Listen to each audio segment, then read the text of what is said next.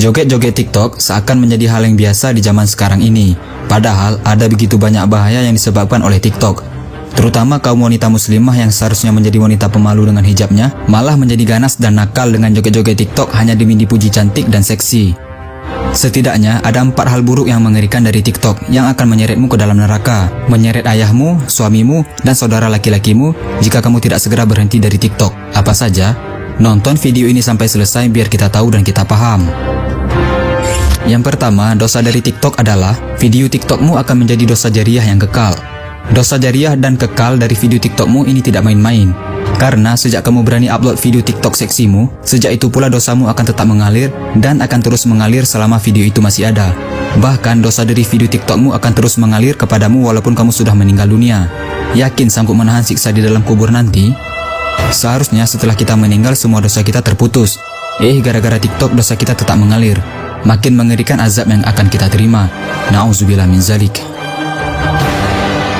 Yang kedua dosa dari TikTok adalah menjatuhkan martabatmu sebagai wanita muslimah. Sudah bersusah payah Nabi Muhammad SAW mengangkat derajat kaum wanita muslimah. Kalian dengan seenaknya menjatuhkan martabat wanita muslimah dengan berjoget TikTok. Seakan-akan Islam mengajarkan hal ini. Memang benar kita harus menyalahkan orangnya, bukan hijabnya. Namun, apakah enak dilihat kalau yang joget-joget TikTok itu seorang wanita muslimah yang memakai hijab? Padahal hijab adalah simbol rasa malu yang tinggi sebagai wanita muslimah, bukan malah mengumbar aurat dengan hijab.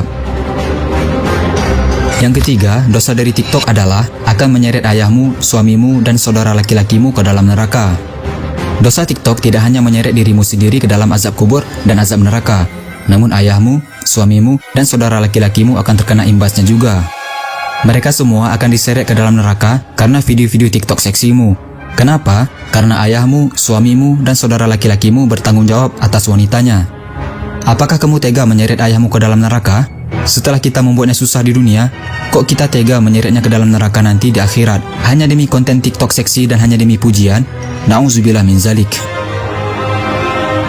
Yang keempat, dosa dari TikTok adalah menjadi bahan pemuas nafsu syahwat ribuan laki-laki.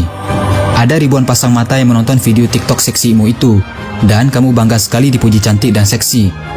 Bahkan setan akan membisikkan ke dalam pikiranmu untuk terus membuat video-video TikTok seksi lainnya agar terus dipuji cantik dan seksi.